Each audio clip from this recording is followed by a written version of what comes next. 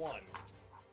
Hello and welcome, Wildcards, to another Savage Worlds adventure on the Iconic Production channel. I am Jamie, your GM, and with me are our additional additional players, additional notes. That's what I have written down right here. No, our players from the last episode of our Savage Rifts game. We have Tank the Frank playing Ulysses, Chris Lauder playing Valco, John playing Sir Benjamin, and JD reprising her role as Duke.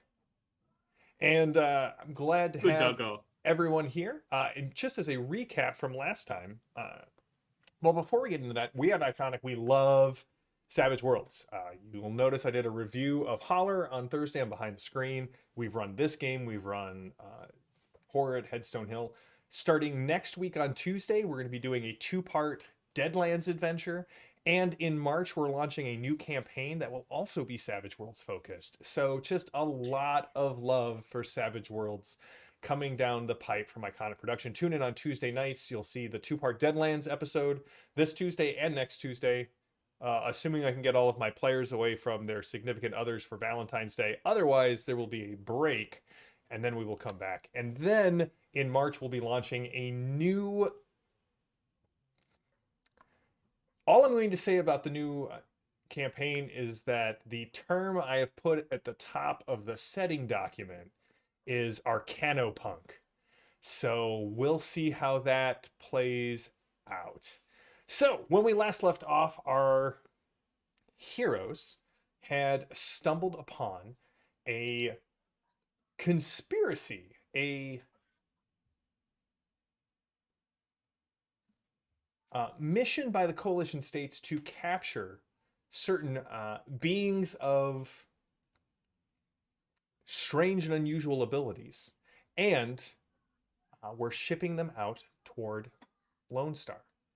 And our heroes managed to play the piano, dance, scratch at fleas, and sniff out trouble, and generally be a techno wizard, and manage to get on board this train all the way heading out into the CS Lone Star. And they discovered along the way that, well, the CS had managed to enslave, let's call it, a neuron beast. Not that anybody was, necessarily shedding any tears for said neuron beast, but the group felt the brunt of the attack by this coalition-controlled neuron beast, something called Project Manticore, or Project Chimera. Nobody really knows what is going on with that, but we do know that the train is soon to arrive in the station. And as was foreshadowed last time, there might be a group of coalition soldiers waiting for them. Now I'm going to start off here with Tank the Frank. You had an idea, a way to not get perforated by ionized radiation. I certainly did. Just a second, though. As I think there's just something with my character sheet. Quick, let me just check this. Really sorry. No, don't worry about it. Do have a question, though. Sure. Since I don't think any of us remembered how many PowerPoints we used. In fact, I think I'm the only one who even used PowerPoints last time. Were we on the train long enough to regenerate PowerPoints between battle and now? No, but I will allow you to recover 5. All right, I'll keep that in mind, even if I don't remember how many. You've got 5. PowerPoints. You got 3 bennies. You could, in theory, recover 15 PowerPoints. I will keep that in mind. All right. Just wanted to check something quick. That seems to be. I did not think. I should have probably thought this through a little better. I was going to say that I would whip up something with the with my what you would call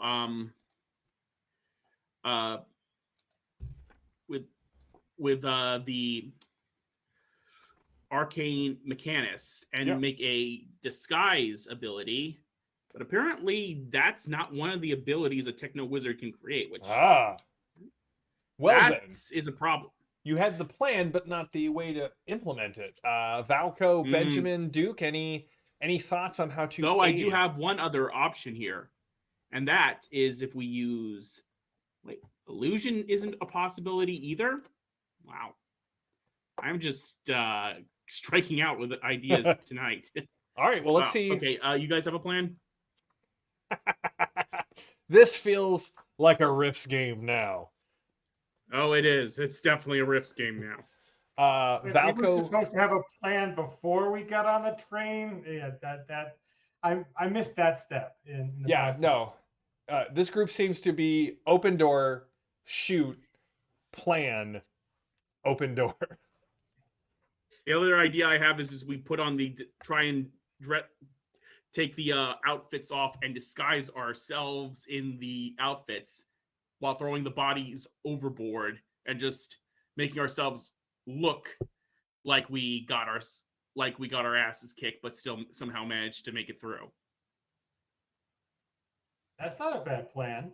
So I do have to remind chat that my character is a crazy I was going to just and do that. has oh, there we go, voices in my head, and since we need a good source of voices, chat is the voices in my character's head. So if you want to contribute to the craziness that is Valco, just leave a comment in chat, and That's right. I hear that in my head. Rook, go wild. The other thing to remember if you are new to the Iconic Production channel is if you are in our chat, you will earn bennies for comments, for ideas, and you get to spend them either on behalf of the heroes or spend them on behalf of the GM. Maybe you like his Cthulhu shirt. Who knows? But for whatever reason, you can spend bennies on behalf of uh, the NPCs or the threats that they're facing. And before you think, oh, that would be so awful, just know that John Doom, who is playing Sir Benjamin, gave me a ton of bennies during the Horror at Headstone Hill campaign. And so he probably has it coming. So, anyway, JD, John, Chris, Tank the Frank has given an idea. What are your thoughts? What do you guys want to do? You are pulling into the Lone Star complex. I have Oh. two thoughts, one internal and one external. Okay. All right. Am I allowed to do a listen check? Because apparently I have a very keen sense of hearing. As But- you're rolling in? Yeah, to see if I can hear if there's people or not. Sure. But my external thought would be, can't we just put on human uniforms because all humans look alike? That's my idea. You can tell the difference between every breed of dog boy. But by God, telling the difference between Benjamin Valco and Ulysses is just beyond you. That's because humans have very poor sense of hearing and smell, but they do not lack the smell. They have much smell. All right. Sorry, you were saying? Well, I simply won't argue with you there. So we're going with my plan to disguise ourselves. Fortunately, I did find one ability in Arcane Machinus that might be able to assist us a bit. Though, how about do you want me to roll ahead of time? Well, tell me what you want to Make do, this and item- then tell me what you want to do, and we'll go from there. Fair enough. It is called Confusion. Okay. So my thought is, according to Savage Lands Adventure Edition, the Confusion power with 1 power point and smarts lets you until the end of the victim's next term, or in this case, outside of combat, using brief illusions and subtle noises. Loud noises. Confusion confounds the target, making him both distracted and vulnerable. And if he fails a smarts roll at a -2, or the raise on the arcane skill roll, both states are well. Basically, I was thinking that actually might not actually work, but I was thinking we could make it harder for them to have lower their smarts rolls for a bit.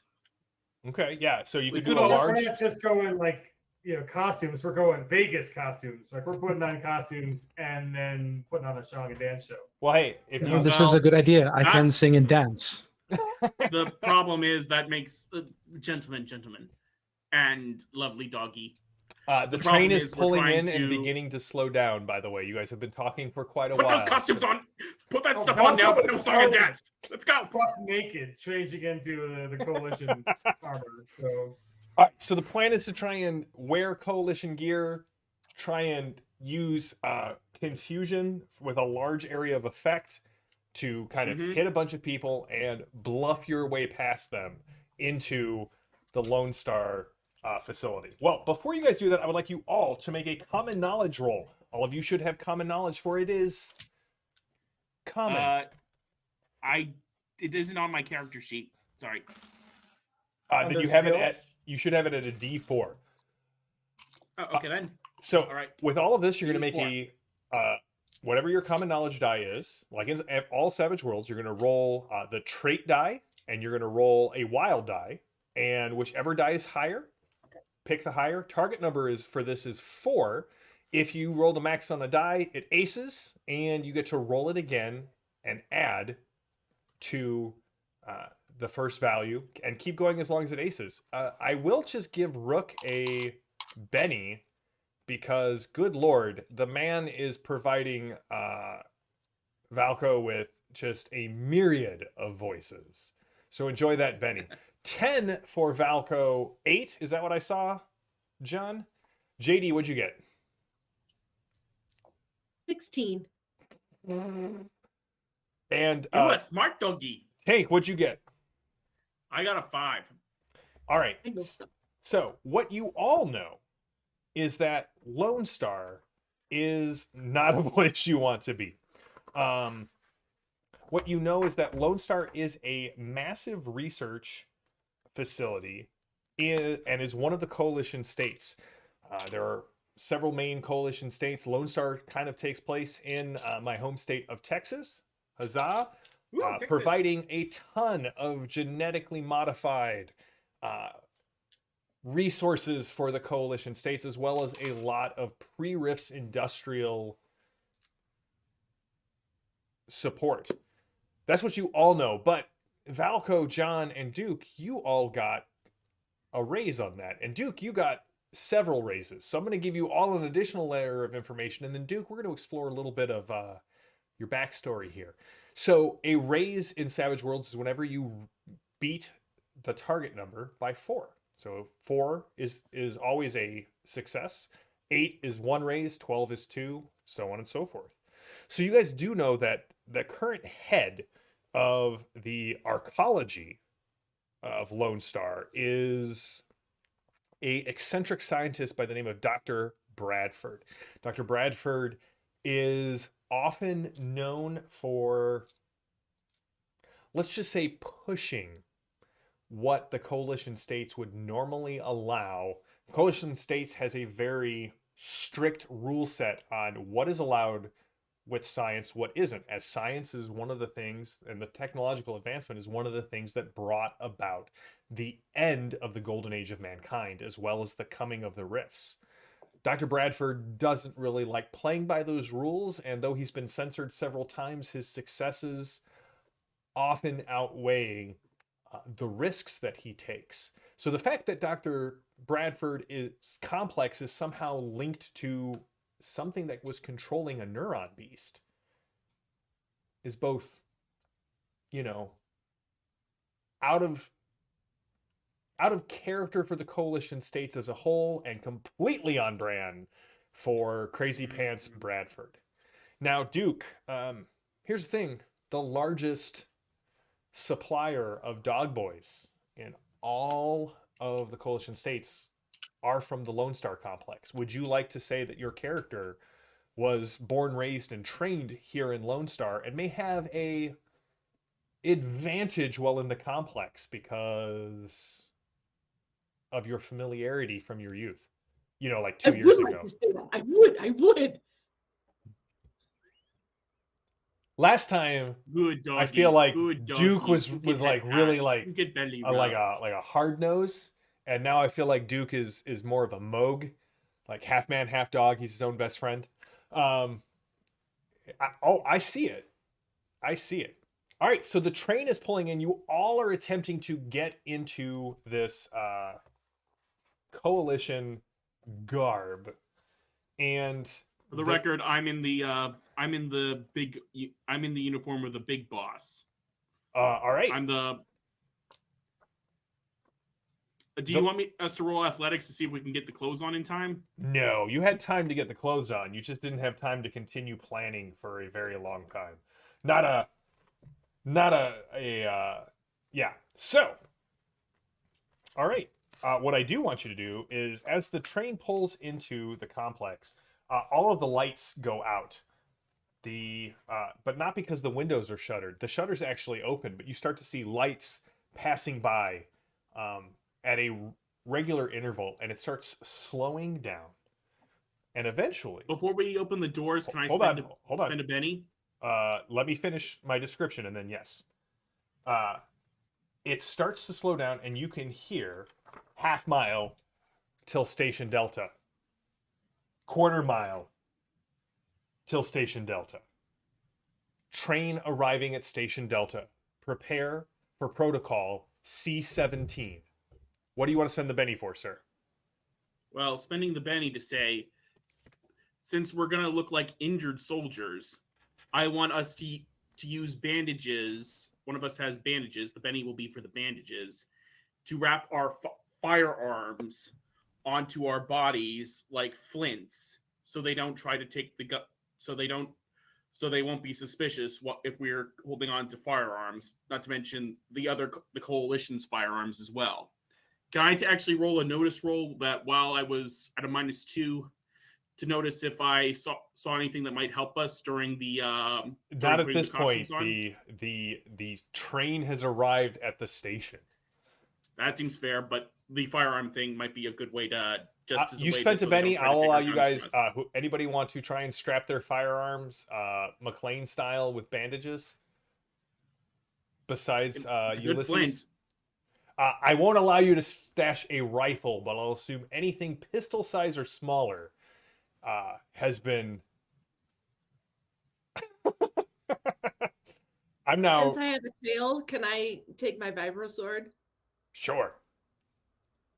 Well, you strap the vibro sword onto your arm. The doors open up, and you goes. can see there is a squad of dead boys, and they're not wearing the classic dead boy armor. Instead, you see this strange armor. It seems much more rounded. It seems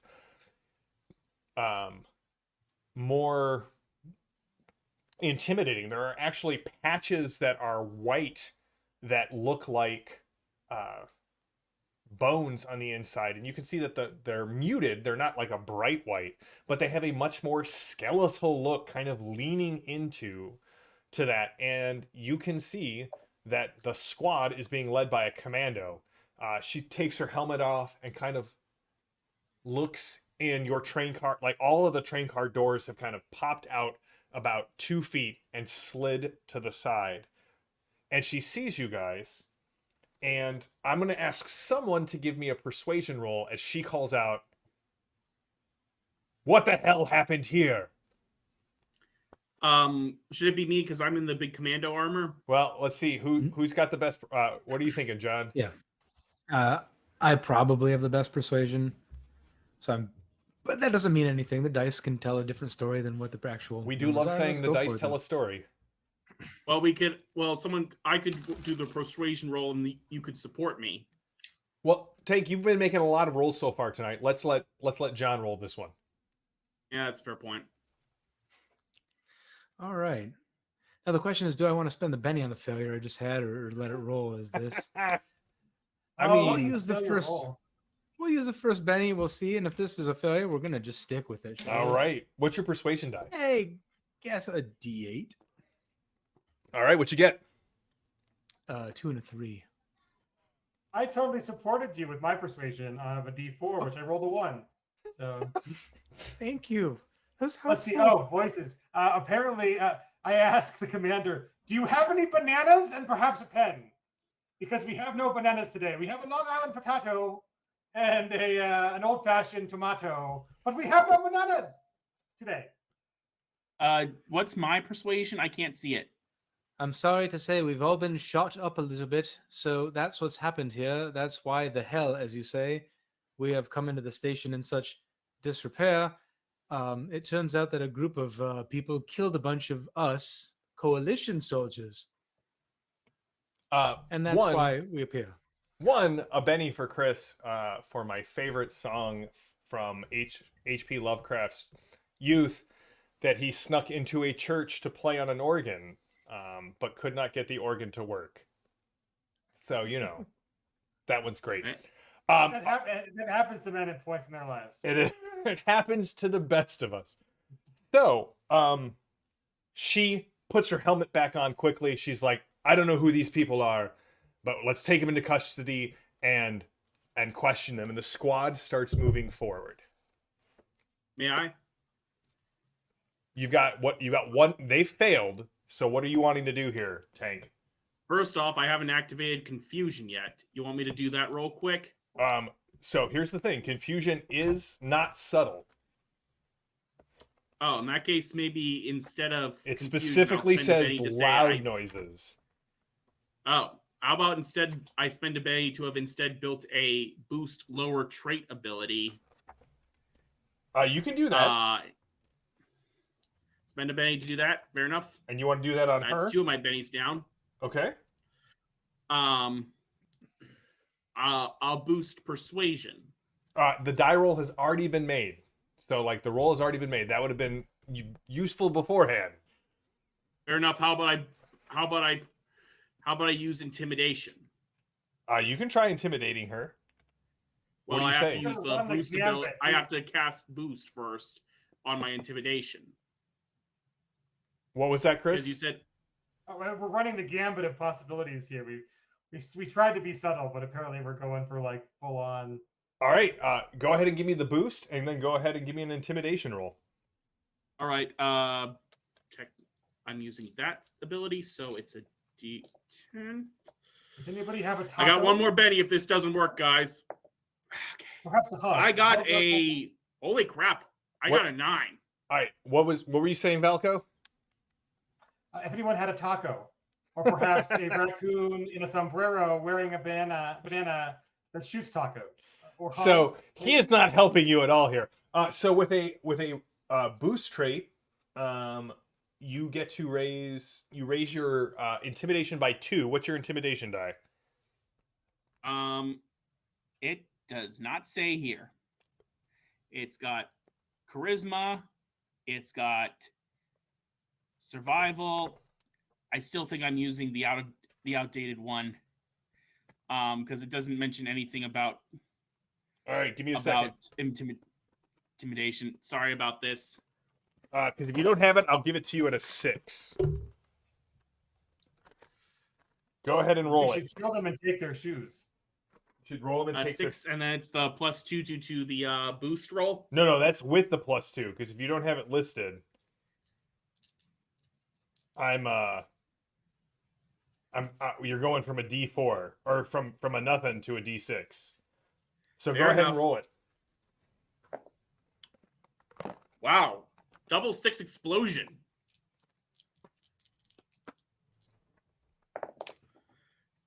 And that's a double 4. So a 10. So it's 10 no matter how you swing it. That's a success with a raise. But what do you say? Now see here, you insignificant little soldier. We have just been through hell and back, and that freaking neuron beast nearly killed us. This man right here has freaking brain damage. I don't know what is wrong with the guy who's pretending to be British, and my dog boy is hungry.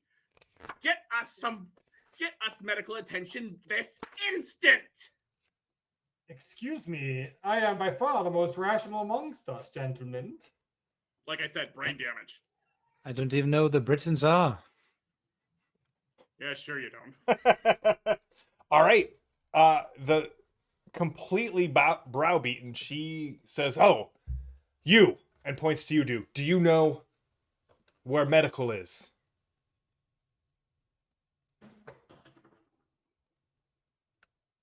Duke, do you know where medical is? Oh, me? Yeah, she points right at you. Yes. Okay, Smells bad. take them to medical. I'll be there within the half hour to debrief all of you. Much appreciated, and apologies. I'm in extreme pain right now.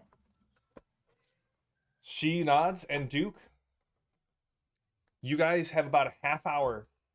As you walk through this area of Lone Star, it is in the arcology, but also below ground. You can see coalition soldiers and scientists moving around. Only a few of them actually have armor on them, but they all have the same insignia. The insignia of a three-headed beast. Something Can I make a Oh. common knowledge roll? Sure. John, Right. Chris, JD, while he's doing that, what do you guys want to do?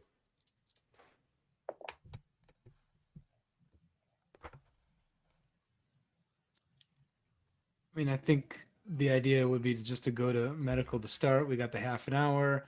So from there, you know, she's going to come back in here, and then we're going to have to either kill this poor girl or convince her that we're on a coalition side, or I don't see this going well. Well, I should probably mention my roll was a 1 and a 2. I was 1 away from a crit fail, so we can at least thank it failed, but at least it didn't crit fail. Thank the dice gods. All right, well, you're trying to rack your brain. I'd like Duke, Benjamin, and Valco to give me a perception roll. I assume a perception's a notice roll. Yes, a notice there. roll. Thank you. Thanks, Jan. It has been a day. Is it We snow? all feel you. We all feel you, GM. 5. It is not smell. or It is hear? based off your sight. Boo. Sorry. 9. Just make it through, I'm JM. starting You to got think maybe we this. should have gotten our doggy to do the common knowledge instead. So, Valco and Sir Benjamin, as you were walking through this place, again, you notice the three-headed logo on the badges, the insignia on the dress uniforms. Nobody in here is in armor, aside from a couple of people. And what you notice is those couple of people never seem to be alone. Many of them are walking next to scientists, and the scientists have a kind of a data slate that they're working from, but they're always accompanied by something strange. Seeing a pair of dead boys walking alongside a brochial warrior and a scientist, or a gargoyle from Germany, or a cyber knight who just seems to be walking listlessly next to him. The one that really catches your eye is a man about 7 feet tall, covered in rippling muscles, and wearing armor in the middle of a coalition base that seems to be made out of the scales, hide, and bones of a dragon. You can see tubes running into his neck, down into his chest, under his armor. And that one and the Cyber Knight, they seem to be leading them to the left of where you see medical to the right. I say we go to medical first. You didn't see I that have because you were like, the only two people who kind of noticed the surroundings are Valco and Sir Benjamin. Fair enough. Sorry. Go right ahead. Don't worry about it, Tank. We have Well, to I'm end over. up in medical, right? So that's where we have a half an hour before we have to be back to medical. No one's looking for us until then. So I think we should use that to look around and poke stuff. Agreed.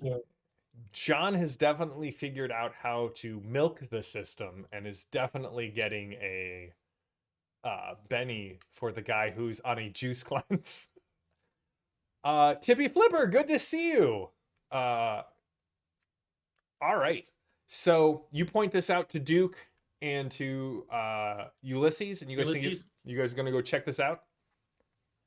I am definitely for that, though I'm partially wanting to do a notice roll to see if I can find a terminal.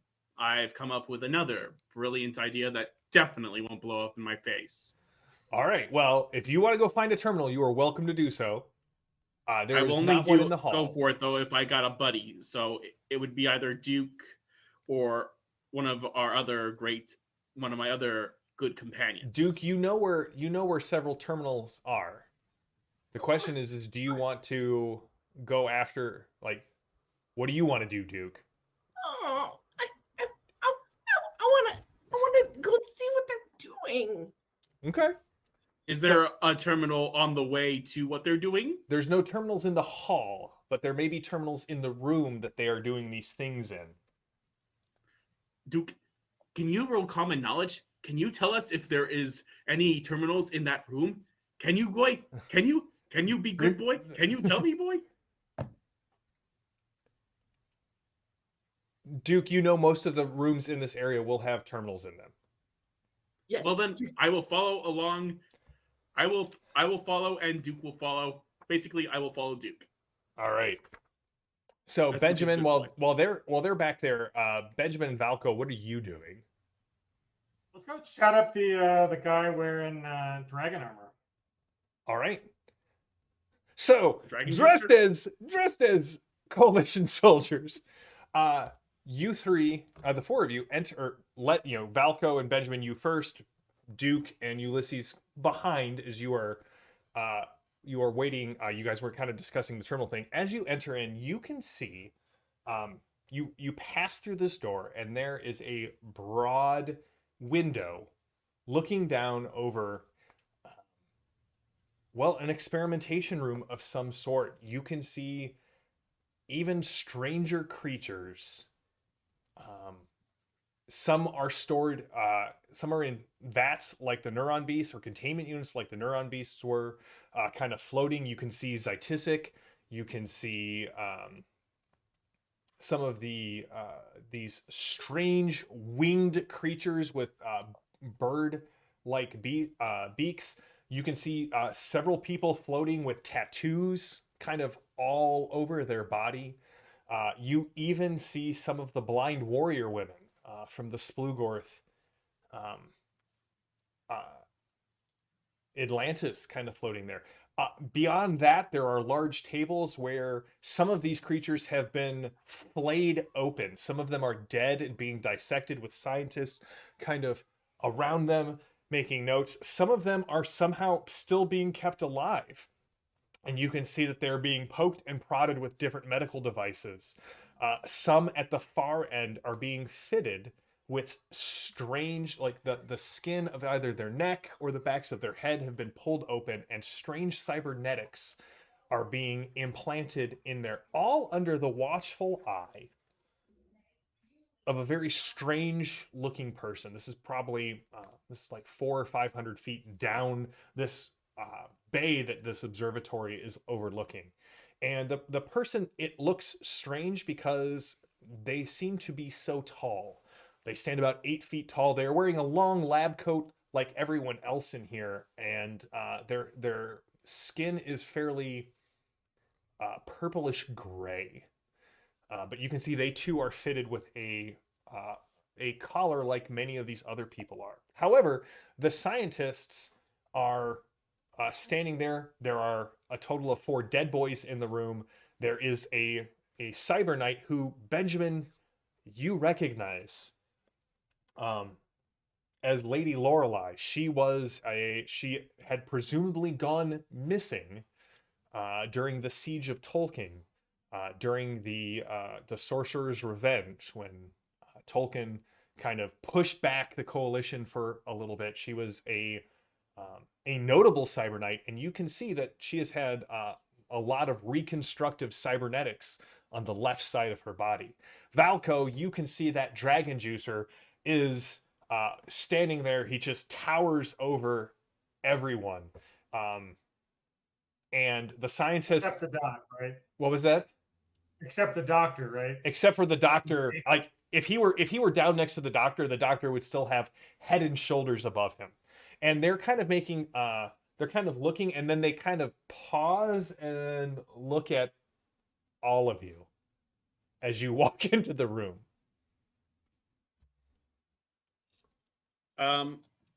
Is there a Wait, Hold on, Valco and Benjamin went in first. Okay. so do I feel like I would be recognized by this? Oh, 100%. Her eyes kind of widen in recognition. Well made. This is not ideal. Please tell me you kept your helmet on. So I'll It's not. boldly step up and say, "We are looking for glory and action. We have risen to the call."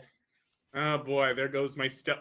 There goes my idea for stealth. Uh, Is it too late for since have I gone through the door too? Yeah, you guys are or is entering there a through the chance for door. me to- You guys are Dang entering it. through the door. So, Valco and Benjamin, what do you do? Valco or Benjamin, you immediately recognize, holy crap, she's made. Can't hear you, John.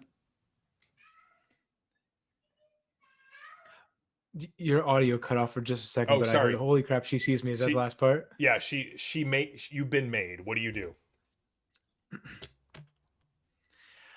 Do you remember the scene in Predator where he goes, Dutch, you son of a, and then like Yeah. they clap hands together? Yeah. I think he's going to try to play it off like he's also fallen, which is what he assumes Lorelai is at this point. Is that the name you gave her? I think it was. Yeah, Lorelai, Lady Lorelai. So, Lady Lorelai, as I live and breathe, I haven't seen your name in a long time. Lorelai looks at you.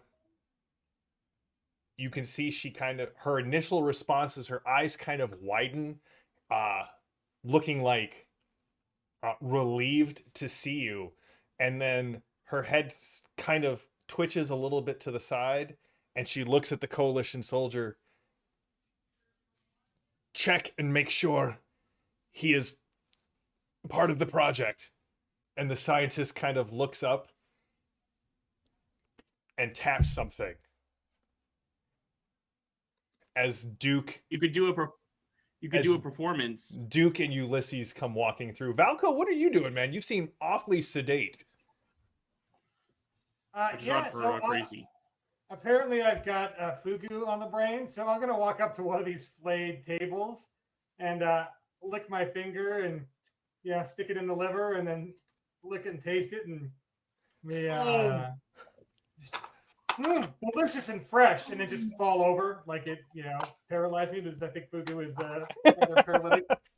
So Have a Betty. Right. Hopefully, the snapping of the fingers or the pushing of the button or whatever that was is makes you fall over, and that this works. We'll see.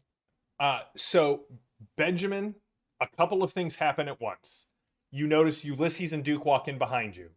You notice Valco walks over to part of the observation dome overlooking this thing and sticks his finger in one of the dissected people and takes a lick and drops.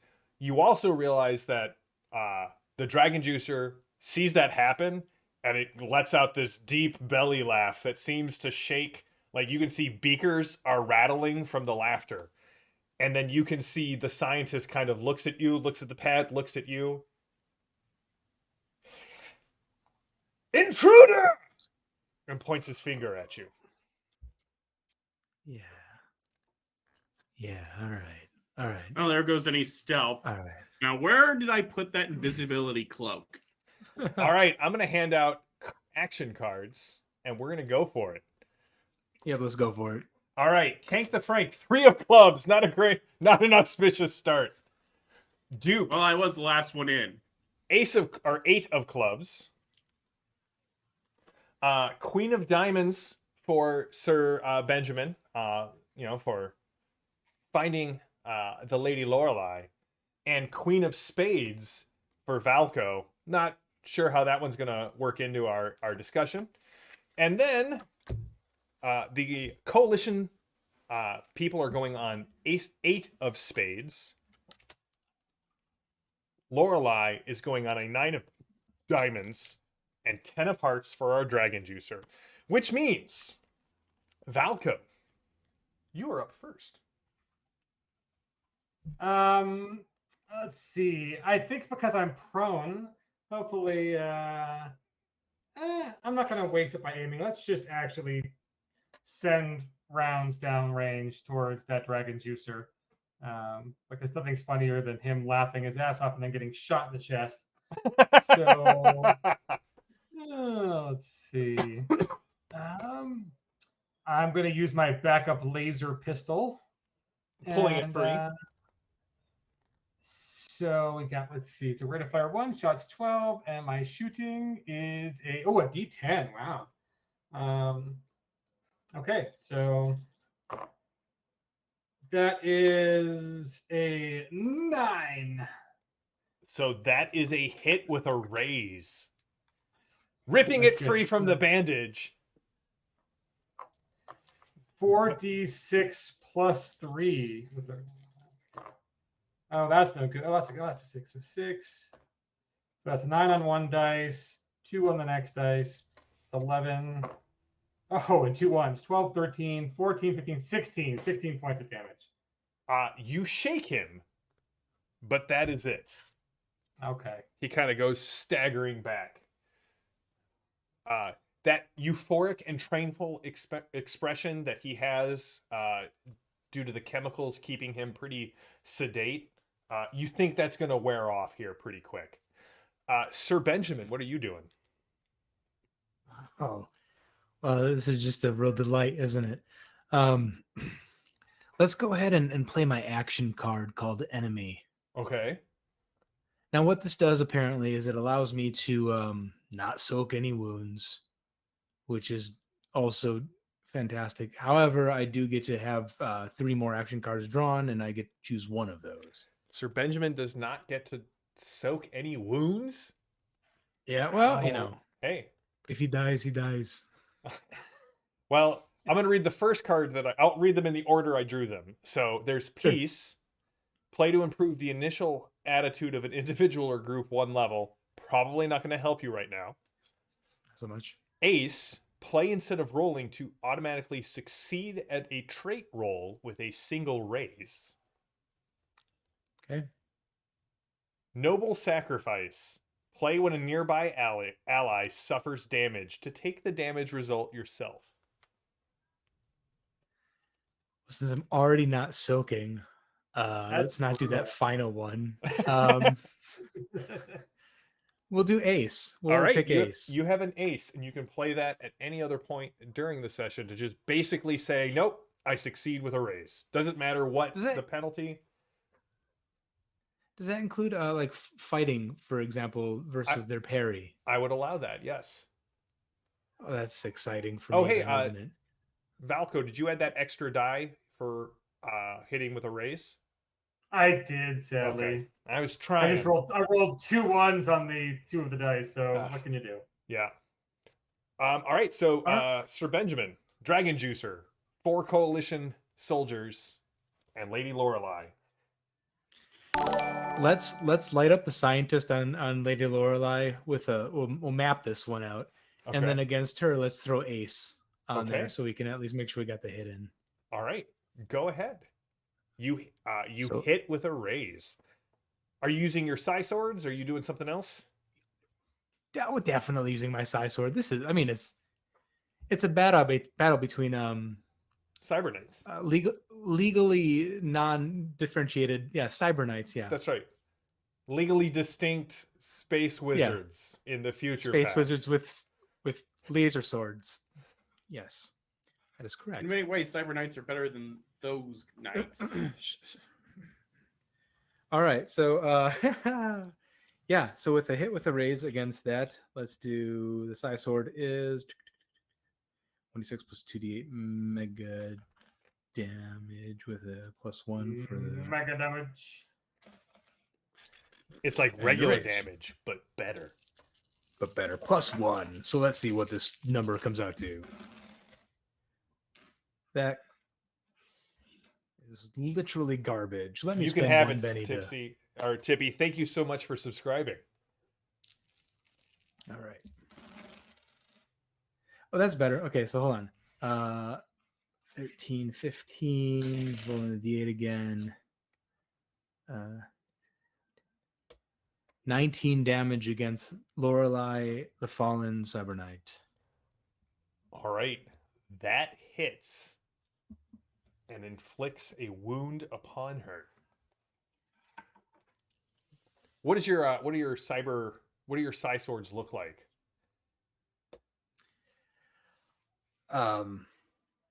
Mine is I mean, I can tell you the color, and it looks a lot like what you'd assume it would look like. You Yeah. know, it's purple, man. It's purple. All right. Cheers, John. There's only been one other, and it's That's just right. as There's good. only been one other. All right. It is now Lorelei's turn, and you can see that her psi blade manifests as a single-bladed axe, and she is going I to got a try. question. Yes. Wouldn't she have to roll for shaken to unshake first? She does have to roll for shaken, so I'm going to roll that first. Vigor is a D10. She is not shaken anymore.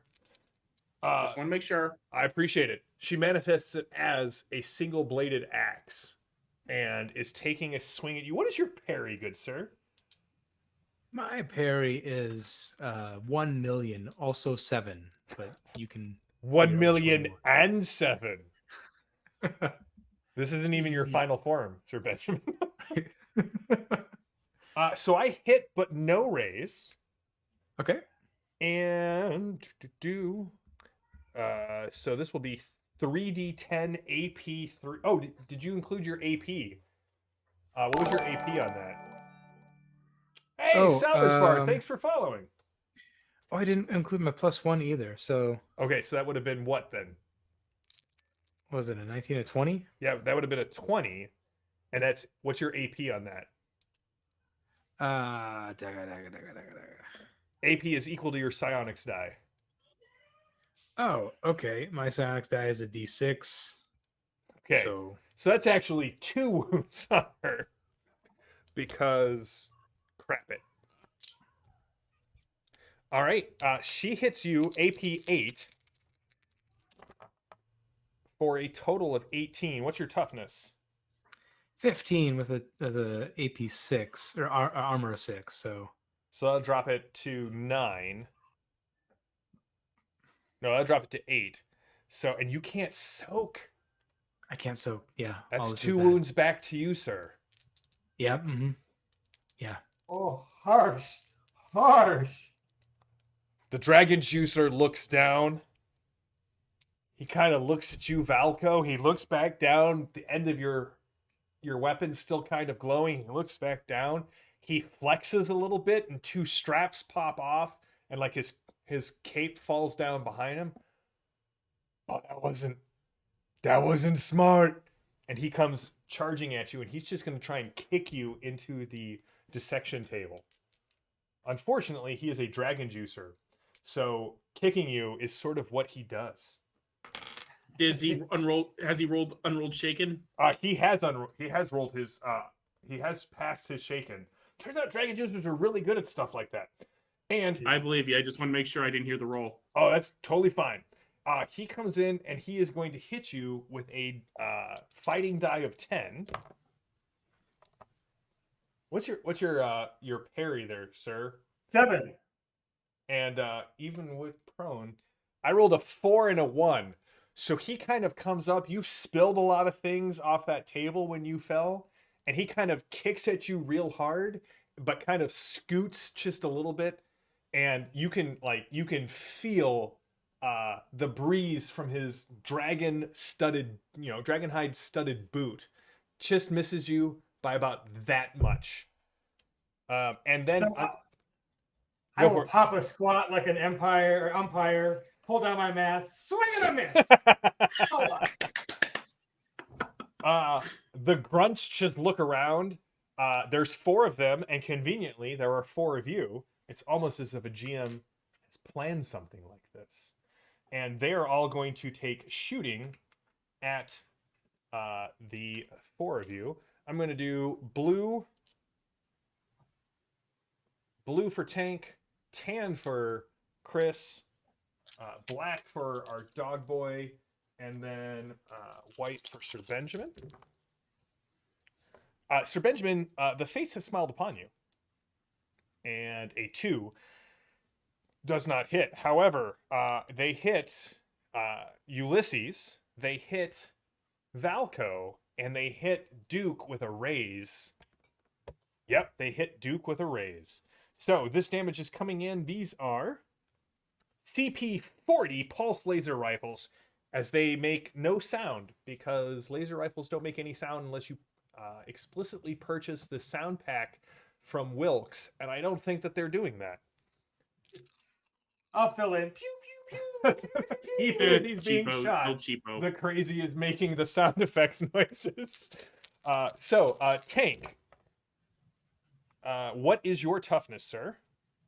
My toughness is, let's see here. According to this, it is a 9. Armor 4. All right, it's AP 4, so that brings it down to 5. So you will take 2 wounds. Would you like to soak with a Benny? Yes, I will. I'll spend my last penny to soak. All right, Valco, what is your toughness? 14. 5 of that is armor. 14, which drops it to Explodes. 10. The good news is you are only shaken. Oh, but that's enough because I have, let's see, what's it called? Losing it. After being shaken, I can go to berserk. So my strength and agility increased by 2 types, and my all my melee attacks will now be wild attacks. I get +2 toughness, ignore an additional level of wound penalties, and yeah, some other fun stuff. So I assume lightning crackles between your little cybernetic implants for effect. You paid extra for those, and you go berserk. Ulysses, did you make your toughness roll? I did. The first 6 exploded. The second 6 exploded. I got a 13 total. Nice. All right. I'm a hardier boy than I look. Valco, you were shaken. Duke, what's your toughness? I am at 13. 13, which is 9. So I've got really bad news for Duke. So Duke, there are 3 wounds coming your way. Would you like to spend a Benny to soak? Yes, please. It's a vigor roll. I definitely make that roll. Do your best. Don't forget to add your wild die. Is it 6s that we're rolling for? Or D6 is your wild die, and then whatever your vigor is. Oh, right. Sorry. Hey, great die book. Glad to have you here. 11. So that will take you to 1 wound. All right, Duke, you are up. You are shaken, so I'm gonna need you to shake that off.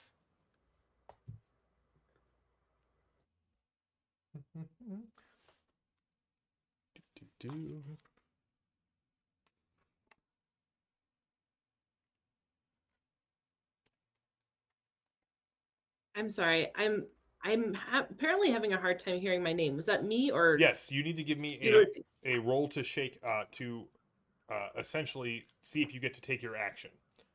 So that it vigor is it's a spirit test. Oh.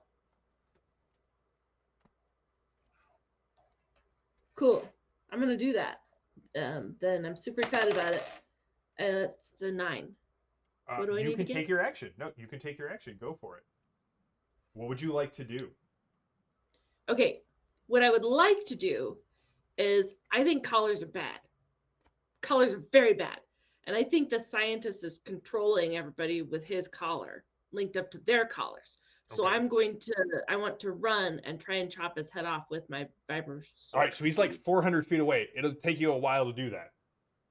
Yeah, but I'm going to have fun doing it. All right, well, we're going to make a running test. Ooh. A dog with a knife in its mouth running around the room. It's fine. It's fine. Sorry, This- I'm very excited about this. Welcome to the chaos of an iconic production game. I feel like Torg has made me Oh, can I do prepared that?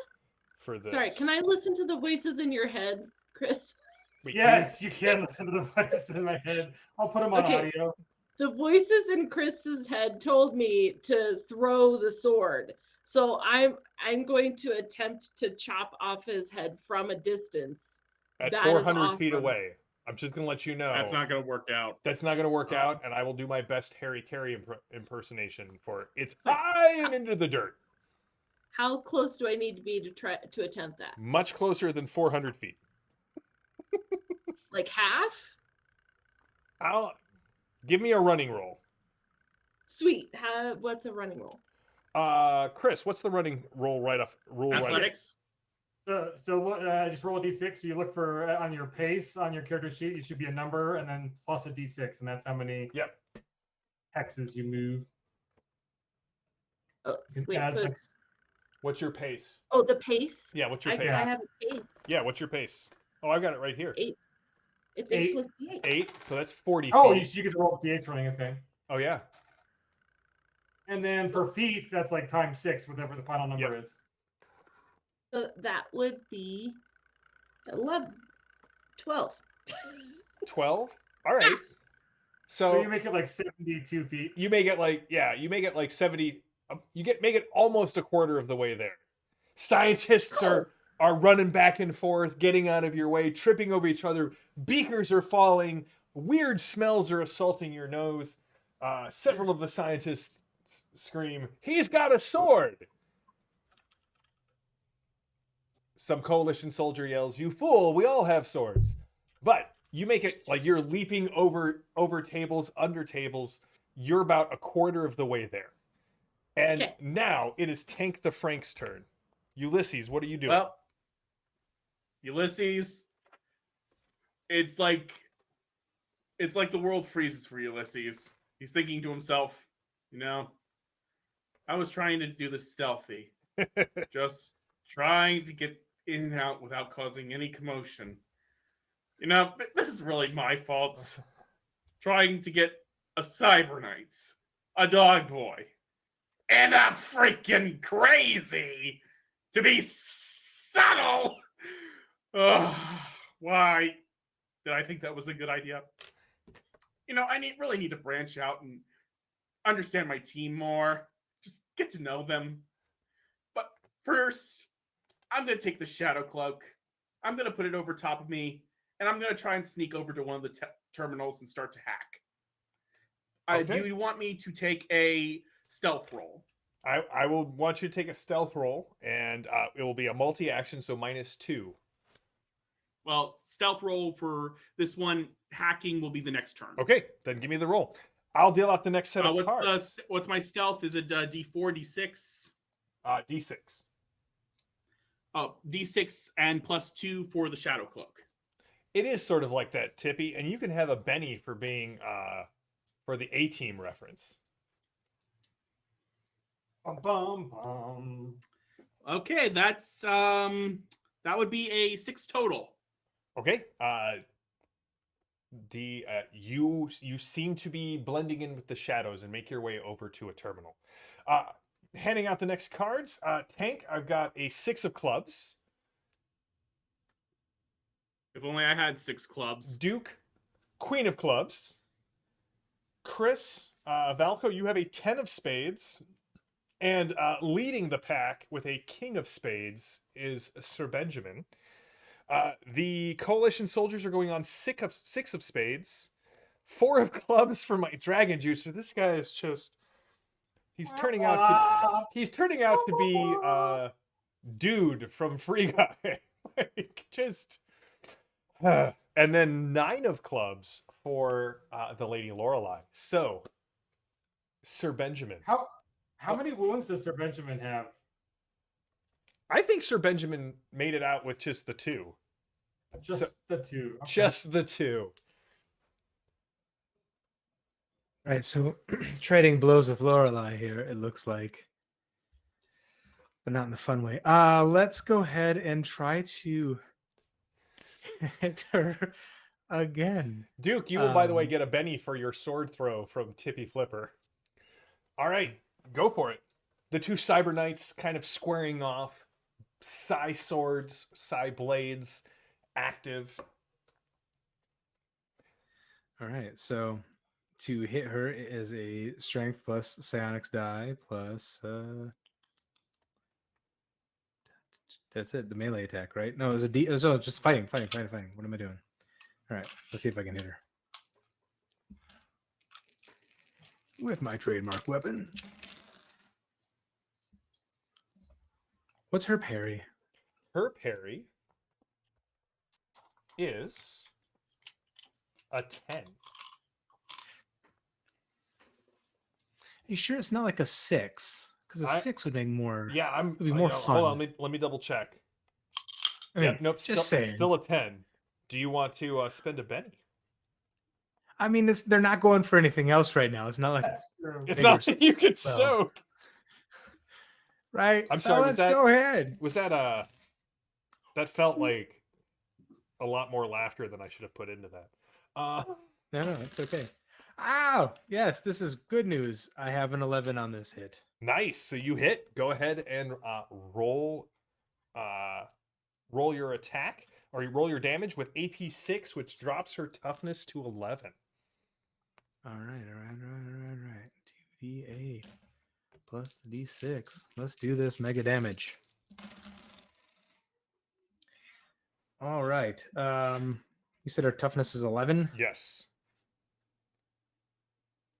With a 12, but she unshook.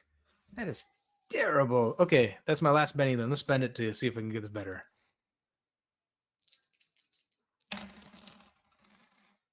Oh my god, we're sticking with a 12 and we're going to keep her just shaken. Okay, she staggers back, shaken.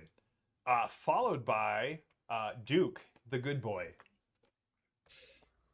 Do the pace rolls explode, or are those non-exploding? No, they don't explode so that you can't break the speed of light. Fine. That would have been awesome. 16. Okay. You have crossed more than half the distance in 2 rounds. Sweet.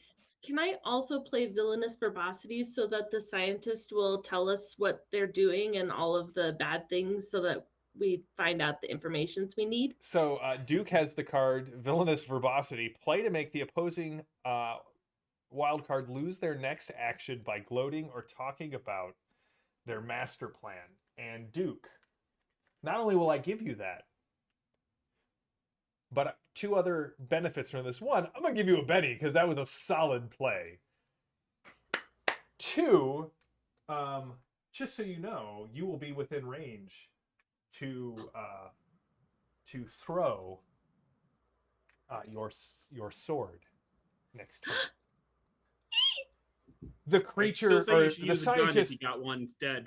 turns around and you can see that it has 2 large black eyes, a very narrow profiled, hairless head, and strangely enough, no mouth. And as it starts pontificating, you realize it's not talking. It's broadcasting its words directly into your minds. Valko, there is a new voice in your head. You've either leveled up or... Chris, remind me to send you a song after this. And you hear... when it is his turn, I will begin monologuing. You got me monologuing. So it is now Valko's turn. Valko, you are in an umpire position. It's true. I'm sad that Rook had to leave out of character because apparently Rook was very hungry. Almost half of the voices are referencing food. We've got I wonder where Rook went. Somewhere else. Rook probably went to dinner. So if Rook catches up on the stream, so I'm going to stand up, and then I'm right next to the table where there was a dissected human. Apparently they had bagel bites, pizza bites in their stomach. So I'm going to pop one of those and then offer one to the idiot who is the juicer. And then instead of attacking, I am going to channel my insanity into healing Mr. Benjamin. So, because I have the healing power. So I'm going to go psycho and use my mind bullets to send healing power to Ray. So let me make a D8. Mariadora, thank you for joining us. All right, I'm gonna 8 plus. Oh, 8 plus 7 is 15 on the psionics roll. So do I get to like 3d6 of healing so I can get some wounds? Let's see. Yeah, I think. No, is it one? I think What's Valco your is raise? enjoying Dr. Dr. Bradford's every flavored bits. This one tastes like liver. This one tastes like spleen. They're delicious and nutritious. That's right. It's left one. I should have looked this up while I was waiting. I'll be that guy. So I think on a raise of powers, and I get to healing. Okay, so it says, let's see, on a success, let's see.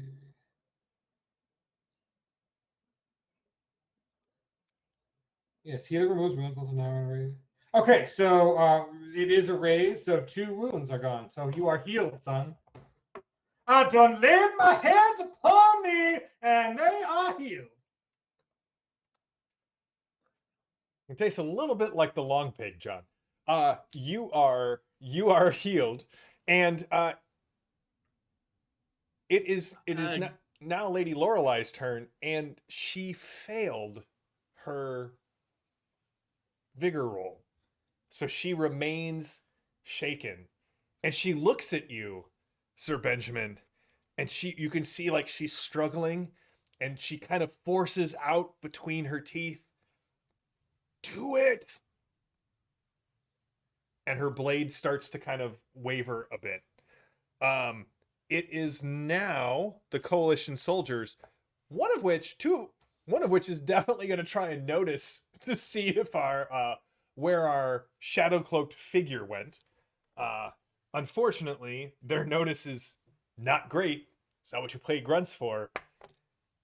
Nope.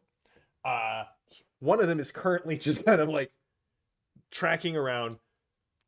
One of them slaps his buddy and is like, "She's going for the head guy!" And so they're going to try and take shots at you, Duke. Don't forget, Duke's a moving target. Oh, I know. And also pretty far away. So this is going to be at a -4. All right, shooting. Head guy. Did they just assume Duke's gender? No, they just thought he was a good boy. Okay. Good boy, Duke. Good boy. Duke, you luck out, and neither of them hit you. Shots go by. One scientist who's carrying something, clearly his head snaps to the side and he hits the ground. The crate of components just goes spilling across the floor. The other one is forced into cover. There is still one left who is going to take a shot at Benjamin because he didn't hit Benjamin last time. Stupid helmets can't see anything. Ooh, and aces. So he hits with a raise, Benjamin. I may just have undone all of that hard work that Valco had put into you. What is your toughness? A 15 with a 6 in the fun brackets. Okay, so 15 you said, so that drops to 11. Mm-hmm. Well, good news is, out of my 5 dice, 3 of them are 1s. One of them is a 2, and the last one is a 6. So I'm going to roll that one again. So right now I'm sitting at 11, which is equal to your, and a 1. So you are shaken, Benjamin. Fun. It is now Ulysses' turn. And then great. it's the Dragon Juicer's turn. And he's got you right there, Valco. Okay, better help Ulysses first. I'd like to use Machine Maestro. Give +2 to all non-combat skills relating to machines, bypassing security, picking locks, operating using sensors, etc. +4 if the item device Techno Wizard, which it's not, so it's just going to be a +2. And I wish to try and hack these terminal and see if I can unlock some of the either override some of these control chips or open up some of these cages of the non mind controlled. And well, let's just say I have something special if that's the only option I have. All right, give me the roll to see if you so you get +2 to the roll. You don't for Machine Maestro. Yeah. Right. Is that engineering or science? We'll do this as science. You don't have yeah, because you're using the old sheet. So we'll do it as science, and then also I will give you so you have your +2. The downside is this is a secure system, so you have a -4, so a net -2 to the roll. Yeah. Explodes. You can only smite yourself, John, or you can only cast smite on yourself. That explodes as well. The first one, okay. And that makes a 15 -4. Okay. Well, 15 -2. That's a 13. Okay. So you are That's a into success the with system. 2 raises. All right. So your whole turn is spent hacking the system. You are now in. What the first thing you notice is that this level seems to be isolated from the rest of the Lone Star complex. This has all of the files on Project Manticore, and as you start combing through the files, so does the scientist. And I will just, for the sake of time, you get both of the information. The creature looks at you, Duke. The files are streaming in front of Ulysses. You have come into the heart of Project Manticore. Good. We are in need of new test subjects. The control chips developed by that imbecile Dr. Bradford only managed to partially control me. Me, a Naruni of the 3 galaxies. But it was enough to allow me to refine his technology and his purpose. And soon, we will be using our agents to infiltrate Castle Refuge, to push all of those towns who think, oh, the creatures of this world can be made peace with. We should resist the coalition states. How will that feel when a high mage attacks Dwemer? When the Sky Knights attack a town in the New West? Soon, the coalition states will all begin to spread as more and more towns are pushed into their folds. And meanwhile... Is it possible for me to flip him the bird in my mind? No. Meanwhile, Bradford is not aware that I am only partially controlled. So a Lone Star will sit at the top of this coalition states. On top of that, behind the throne, I, and he just projects something that is a combination of images, sounds, flavors, and scents. You think it's his name. I will be the shadow and the power behind the throne. And from this nexus of nexus, I will launch a new initiative. And then he goes into the classic building my empire.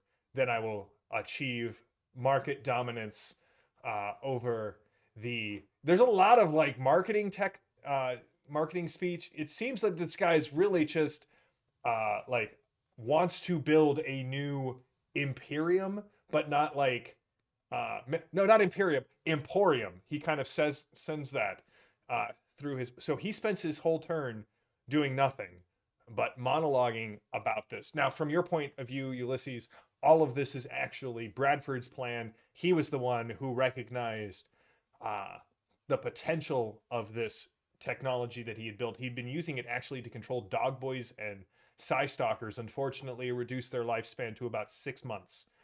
He applied it to this strange DB who helped him refine it. And at this point, the Dragon Juicer looks down at you again, looks at the fact that you just healed someone else. I don't think you're playing by the rules. And goes to pick you up, Valco, and lift you above his head. One question: was I actually able to override any of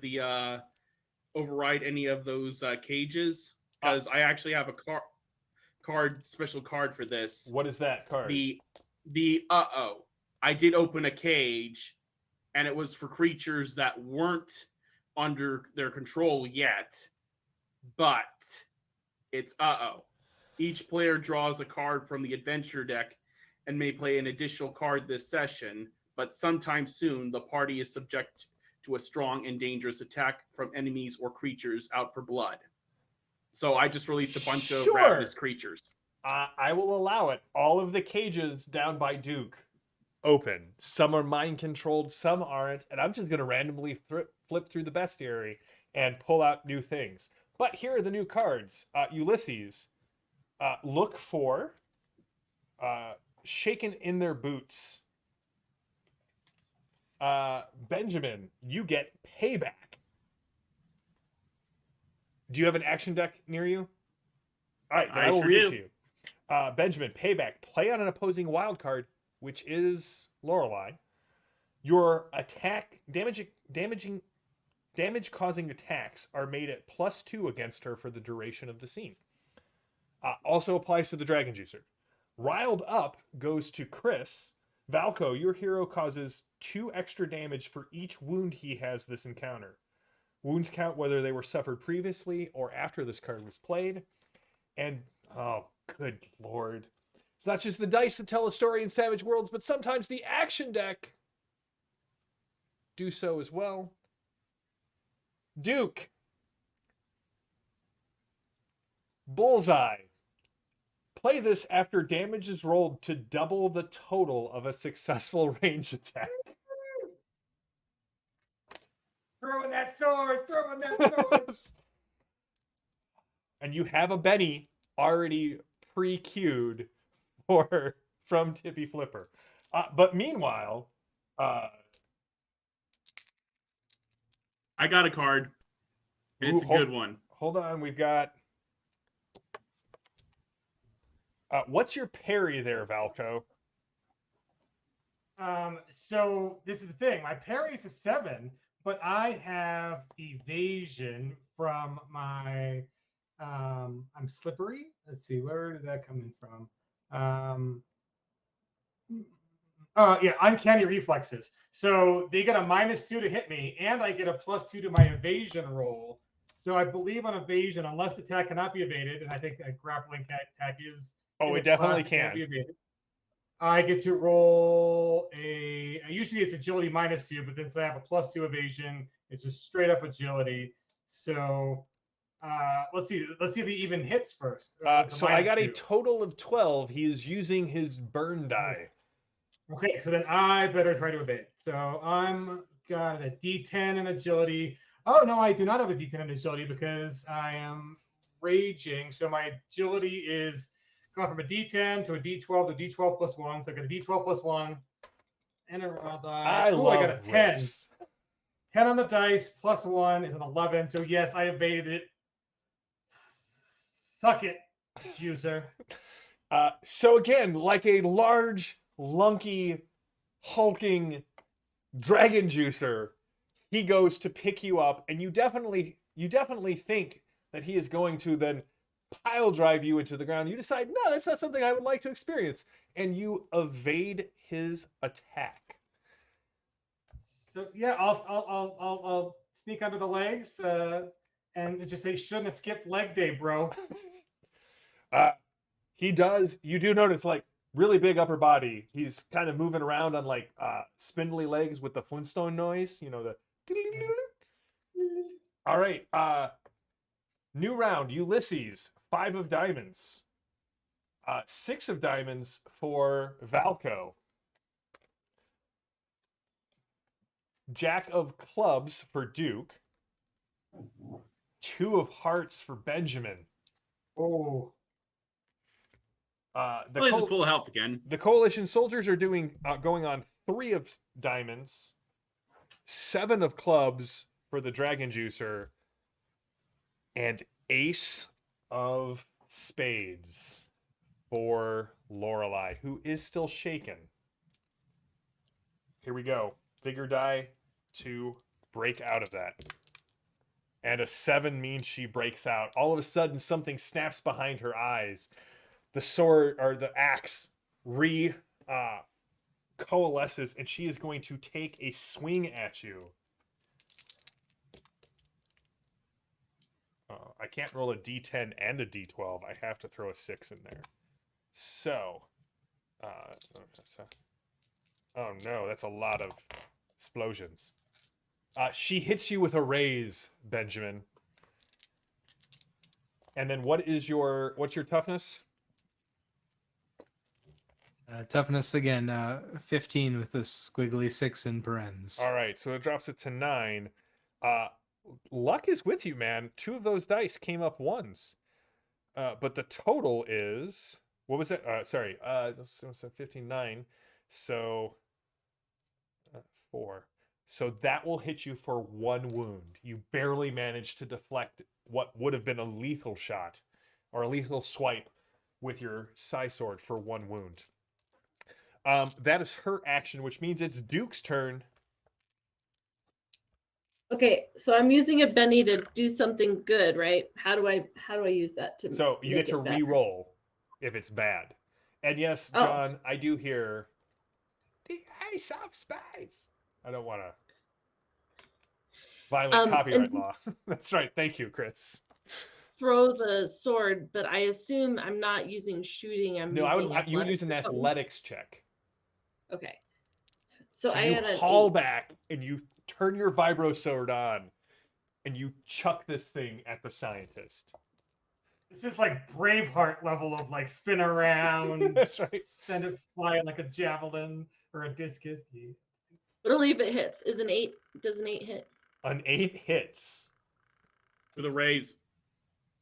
Does it? Not with a raise because of the penalty, but it does hit. Oh, never mind. That's right. Oh, Tippy, have another Benny for the Lady Hawk reference. Like, that's on point. Like, that chat's on point. All right, what is the damage of your vibro sword? And then if you want to play bullseye, you will double it. Strength plus D8. So Plus a D6 for the... no, because there is no raise. Just strength plus D8. His toughness is 9. 8. Are you going to double that? Do you want to bullseye it? Yes. Okay. You could spend the Benny for damage and see if you rolled better. It's up to you if you think you've got a solid roll. Don't forget, damage does ace. Why not? Why not? Let's live on the edge. Okay, well, at least one of those did.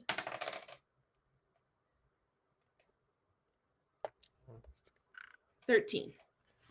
So 13 doubled to 26.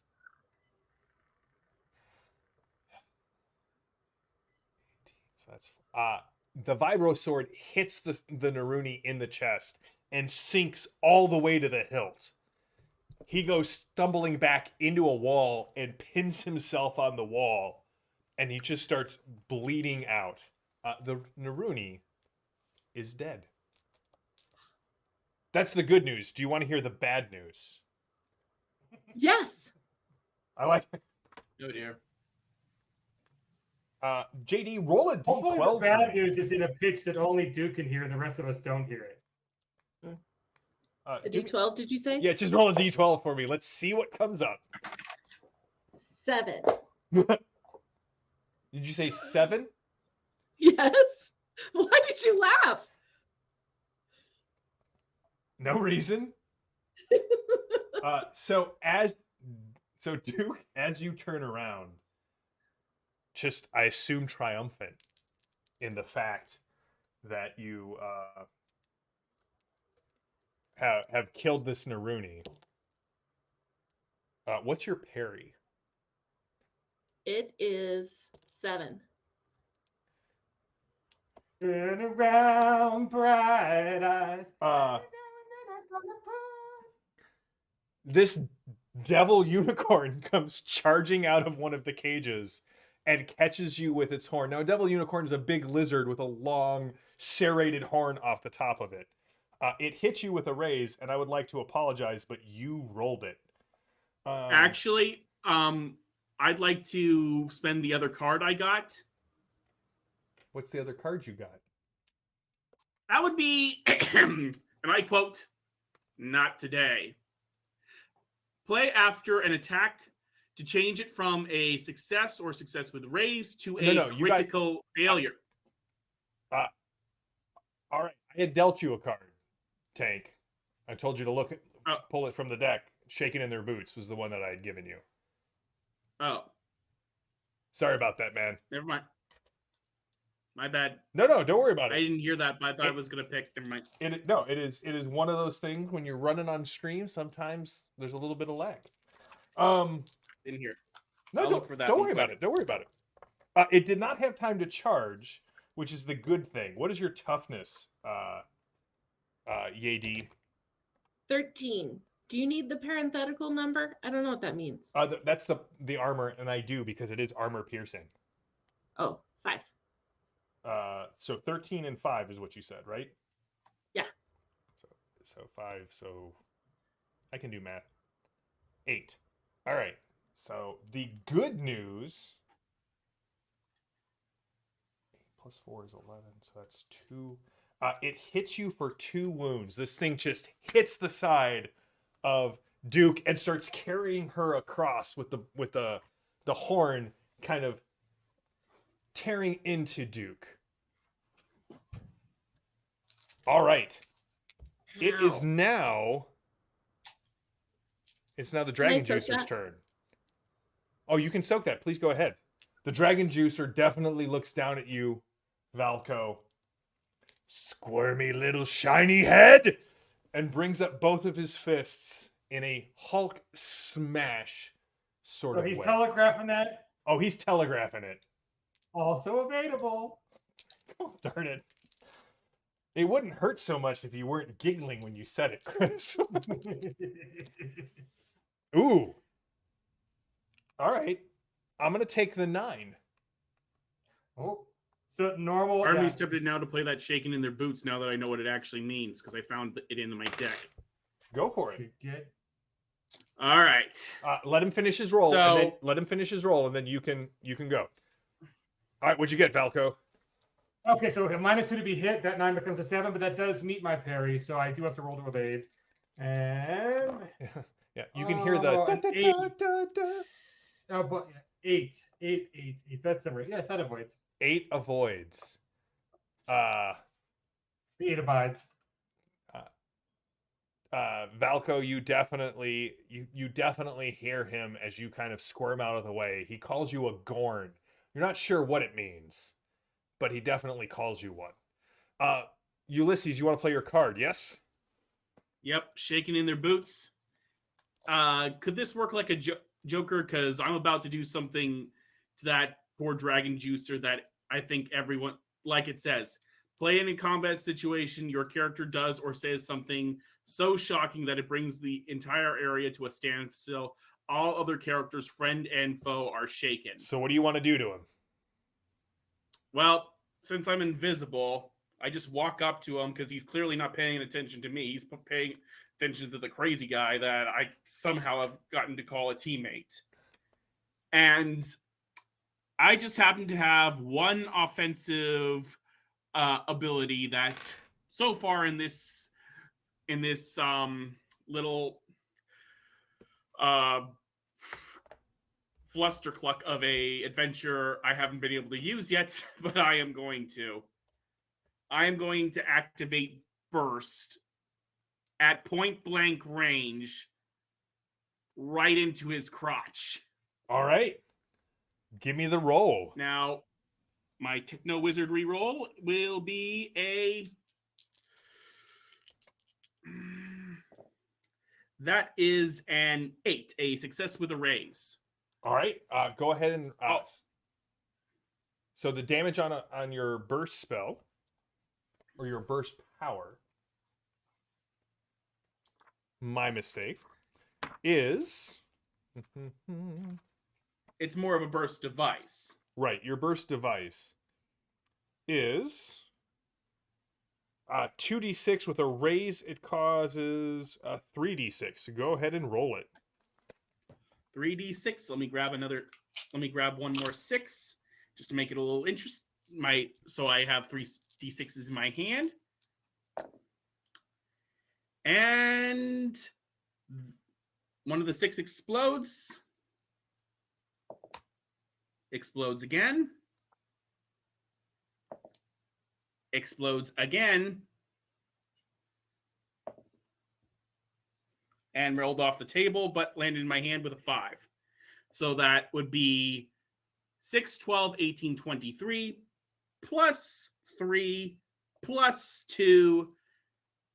That poor dragon juicer just took 26 points of damage at point blank range between the legs, with basically me having the drop on him, so isn't going to get a chance to soak anything.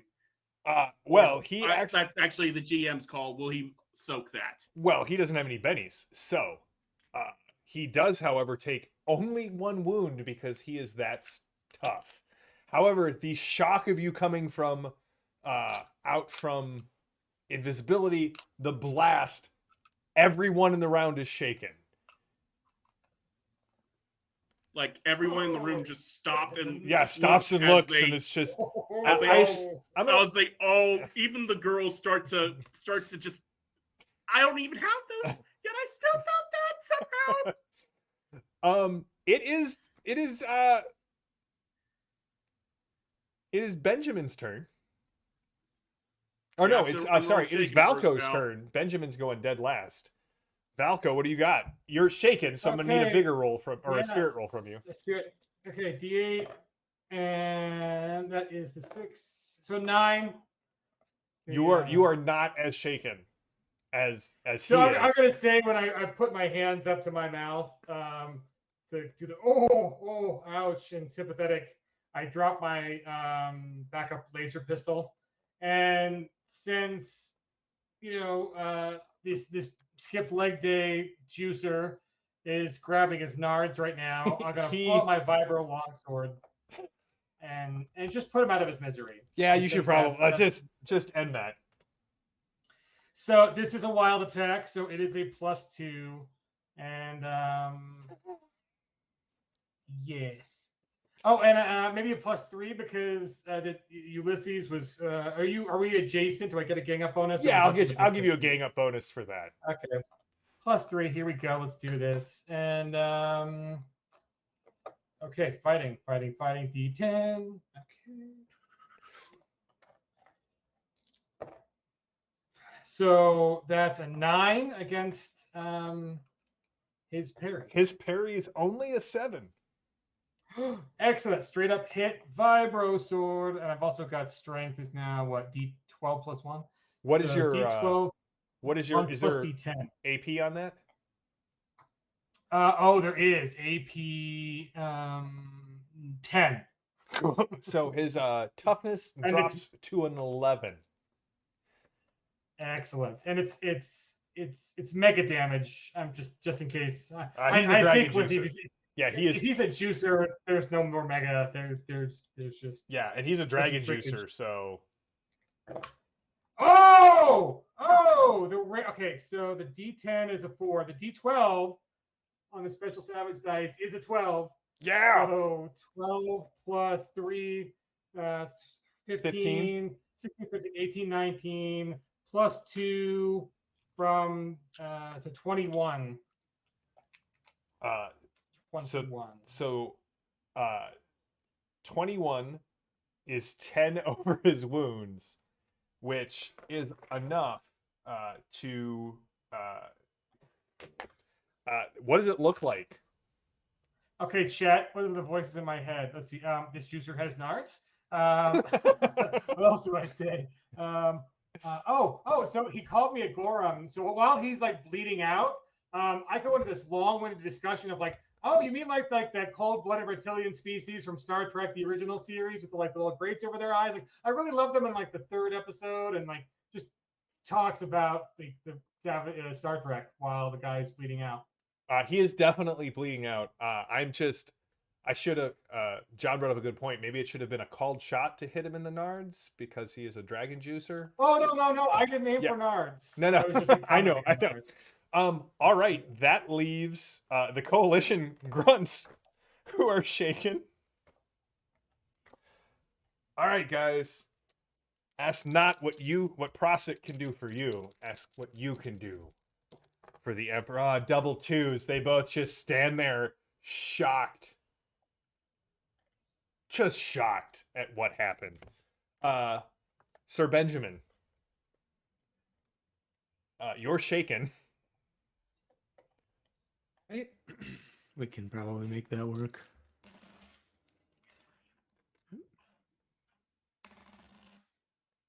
That would be a 9. So I think we're out of it. All right, and I will give you a Benny for that. Go for it. All right.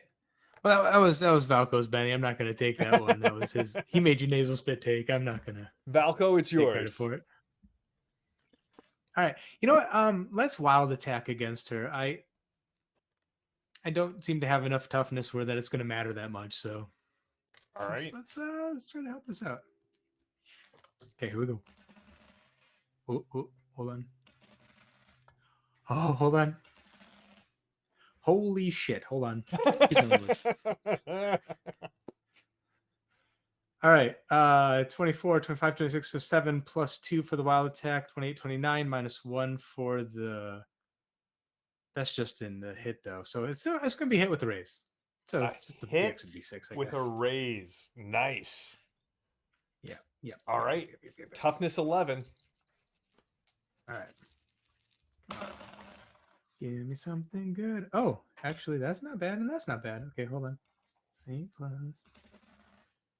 5, so that's 13. 6 plus 6 plus 2, so that's 12, 13, 14. So 13 plus 14 plus 3 plus 3 plus 2.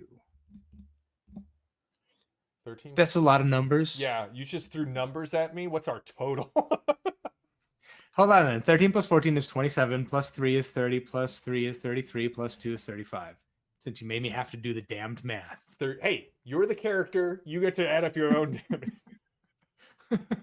It was a killing shot. It is a killing shot. What does it look like, Sir Benjamin? Actually it's sadder than you want it to be. He's not joyful about this. Yeah, like, no. He says, and he nods and he says, okay. And he swings hard at her with everything he's got. And you can tell that she drops her axe just low so that the swing can come through. And like in all things, riffs, a limb comes off as well as the thing goes into her body, and then she just drops. So she drops. You see sparks flying from a subdermal collar that was definitely controlling her. The scientists, still shaken, don't do anything. All right, new round. So at this point, the only people who are able to act completely normally are Sir Benjamin, Valco, and Ulysses. Duke, you are still shaken. All right. Is the devil unicorn still shaken? The devil unicorn the devil unicorn is far enough away that what you did kind of over here, Duke's kind of off in her own scene. Also, the creature's not smart enough to be like, ha, look at that guy got hit in the junk. But you know what? I'll give it to you that the bright light distracted it for a moment. So here's what we got. We have Ulysses at a 9 of spades, Valco at a king of clubs, Sir Benjamin with a joker.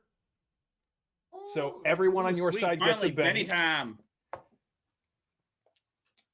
Duke with a 5 of clubs, or sorry, 5 of spades, the coalition soldiers on a 6 of hearts, and the 7 of clubs for the devil unicorn. It is mass chaos down below. Alarms are starting to go off. Duke, give me a common knowledge roll here at the start. Oh, good. I'm good at those. Tippy Flipper just racking up the bennies in the chat. 7. Duke, you know at least 2 ways out of the Lone Star complex from here. The elevator could get you back to the vehicle bay, where you could kind of commandeer something, or you can get down to the access tunnels, which is how you escaped the first time. But you do remember the stench. You don't remember much about that time, save for the smell that haunts you in your dreams. There are some dreams where your leg is definitely twitching. This is not one of those dreams. This is the haunting dream. All right. So, Sir Benjamin, please just let me know when you would like to interrupt. Don't forget that you get +2 to everything you do, because a Joker is a very special initiative card. And I will be reshuffling the deck after this this round. And so first up in the initiative order, I will, as I call out your initiative order, I will of course pause and take a look at the screen. That will be me looking at Sir Benjamin, seeing if he wants to interrupt. So the first action would go to Valco. Valco. So, am I? So the person who was in all of our minds is dead, right? Yeah. Like, Also, great news. You all now know what it's like for a Naruni to die inside of your brain. His last thought was and he died. You may not have been seeing it, but I was flipping him the bird in my head the whole time. What are you doing, Valco? So I would like. So we're making our exit. There are some troops still present, and I like to think, because I am a psycho and have mind link, that I could feel the channels that were out there. I mean, I could go mind link or confusion, same thing, either way. For this, I'd like to do an area of effect and get the troopers. I'm gonna get inside their minds. Okay. And sing a little earworm to distract them with confusion. Same effect. First, I have to come off of losing it first. Let's see if I can do that. I have to check smarts to stop losing it. Okay, so I can't do psionics until I do this. So my smarts is a D8, and we'll see if I can come off. Oh no, I don't. Those are 2 1s. So I'm going to say I do this to myself, and I think that I am connected to everybody else in the room. But I am going to, let's just see how bad this is. I'm getting in my own head, apparently. And I'm going to psionics myself. D8. No, what are my psionics? Yes, D8. Okay, I did really well on that. That's like a 9 on my own self psionics. I'm gonna sing that horrible 1-800-700 cars for kids, KARS earworm to distract myself. And you distract yourself.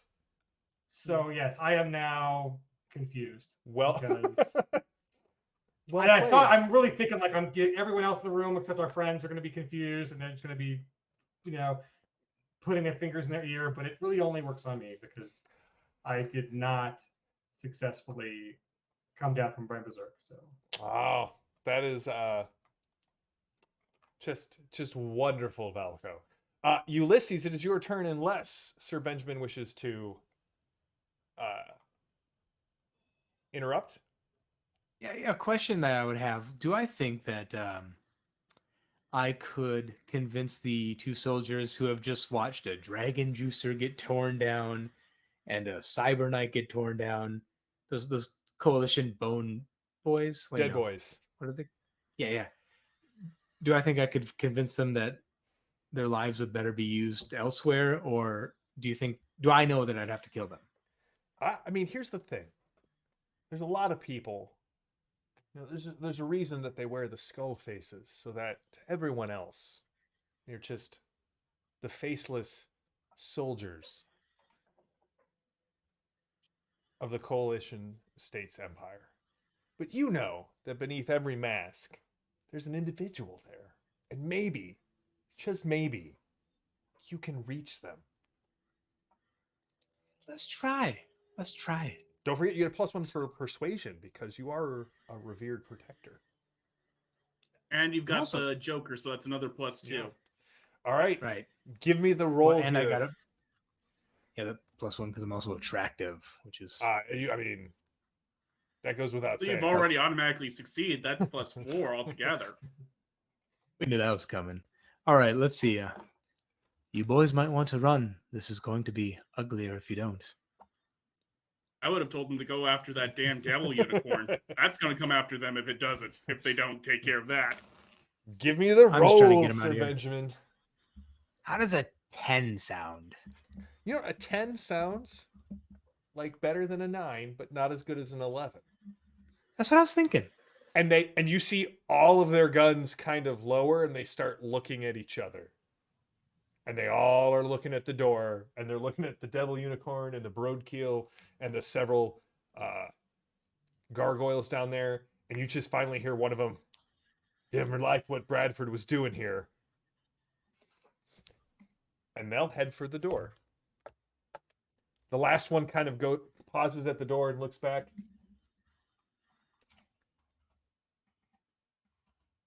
The big door down on the left down there on the floor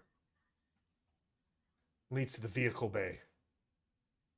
Good luck. And they head out. Ulysses, it is your turn. Okay, so that just leaves that blasted devil unicorn. I hate these things so much. I really hate those guys, yet I don't have that card with me. So I'm thinking of, really want to, part of me really wishes to assess this situation and further calculate a better idea. But honestly, there's all this commotion going on. Turns out I just checked my hero's journey on my character sheet, and I didn't realize this, but I get a PPE back every time I get a raise or higher, and I've just been rolling pretty well on these. So I think I've still got enough for at least 2 more burst abilities, which I could use on that devil unicorn, but he's far away. He's pretty far away. So I think I'm going to go invisible again and then start to sneak up on him. Okay. So do you want me to roll a stealth check? You got yeah, go ahead and give me the Techno Wizard reroll and then give me the stealth check. Invisibility is part of that cloak. Remember? Go for it. The shadow cloak. Yep.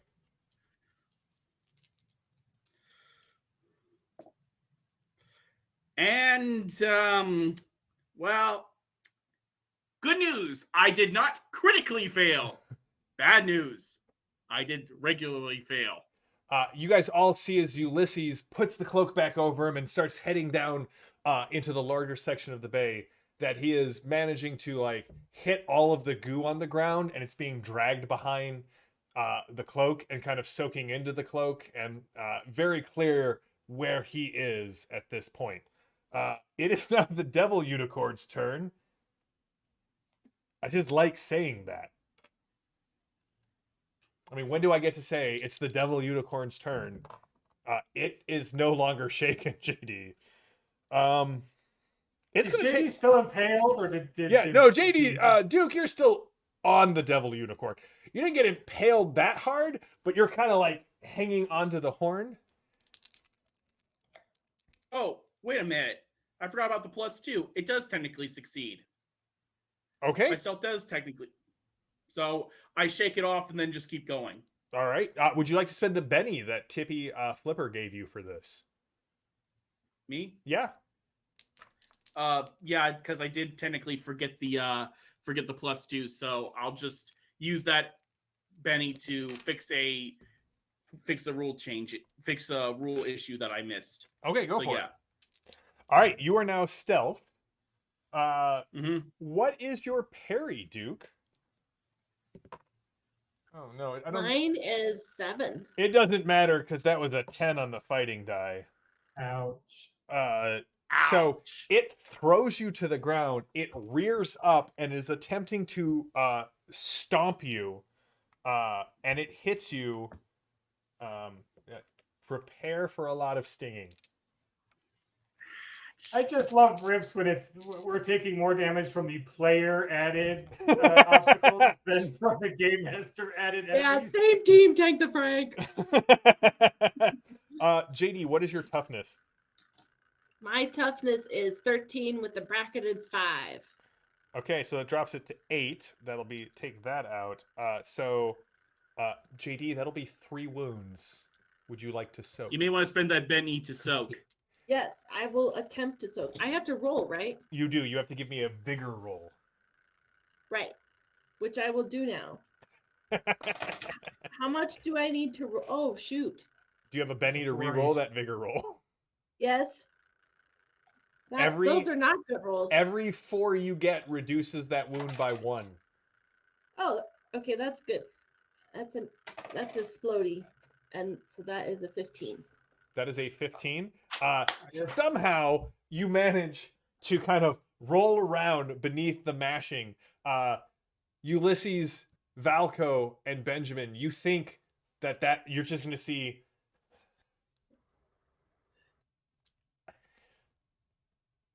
a Dookie on the floor, but instead Duke does roll out completely safe from the mashing and the grinding and the devil unicorn. And it is now Duke's turn. Son, have you ever seen a dog ride a horse? Well, let me tell you about the time. See, great minds, because I was actually wondering if the fastest way to get back to my party would be to hop on the unicorn lizard thing and ride it. So that's what I'm going to attempt. Stranger. Good lord. All right. Give me the roll, JD. Because then it'll be taking damage from anything running amok instead of me. That would be an 8. All right, JD, that's good enough to get on its back. You are now, you have surmounted the Devil Unicorn challenge by mounting the Devil Unicorn. And I'm going to I don't think you can try to control that thing, though. You're on a bucking bronco. All right, let's go through this. We've got a 3 of diamonds for Ulysses. The alarms are blaring. You guys get the feeling that even if the coalition is moving slowly, this is probably the last round you have before they arrive, before reinforcements and patrols arrive.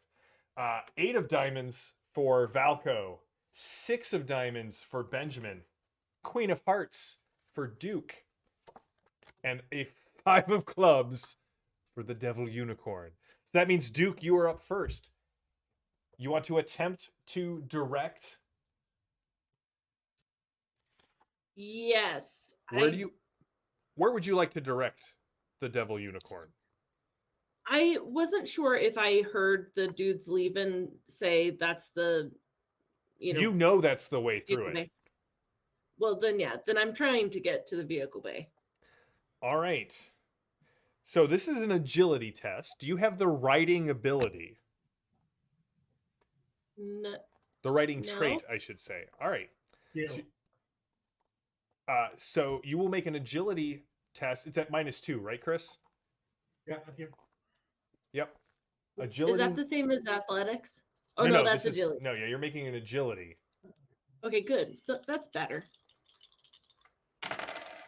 Riding. Oh, good. Am I the only one who really wants this to succeed? Like, Duke rampaging through the Lone Star complex on a Devil Unicorn, getting you guys to the vehicle bay. Well, sir, I can tell you that's going to happen because I got a 19. You see Duke grab the horn, grab the Devil Unicorn by the horn, wrenching it to the side, and misses the door. But it doesn't matter because the Devil Unicorn plows through the wall into the hallway. And at this point, do you guys just follow the chaos? All right. You all get to the vehicle bay. And so I'm going to offer you a quick choice as you guys get in there.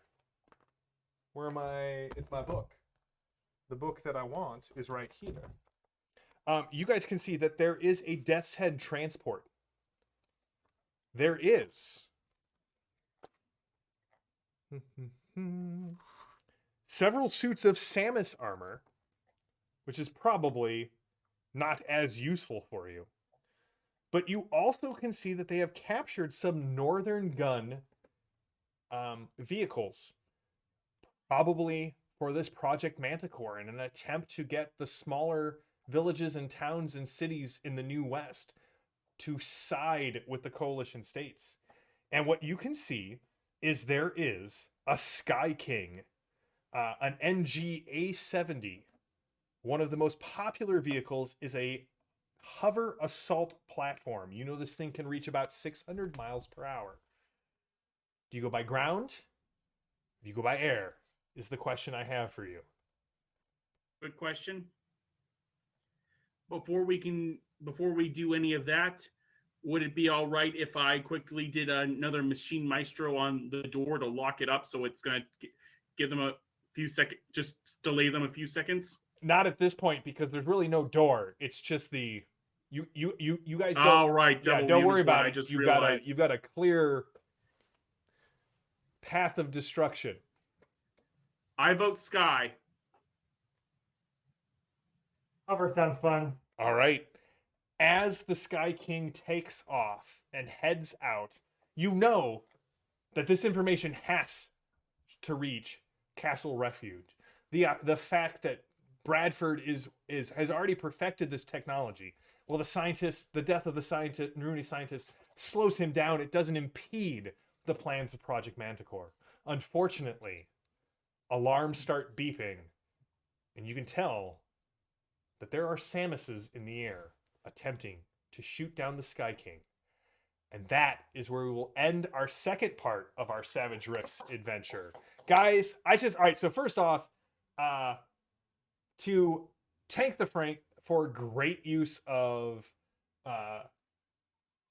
action cards as well as playing in character, you get 2 advancements that you'll be able to spend before the next time we play.